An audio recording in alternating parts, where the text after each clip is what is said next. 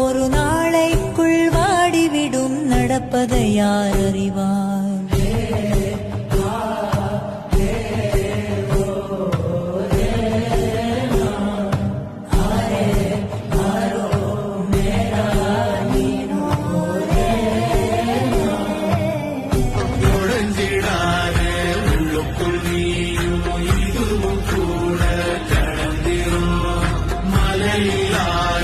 பள்ளத்தில் கூட அருவியாகி நடந்திரும்.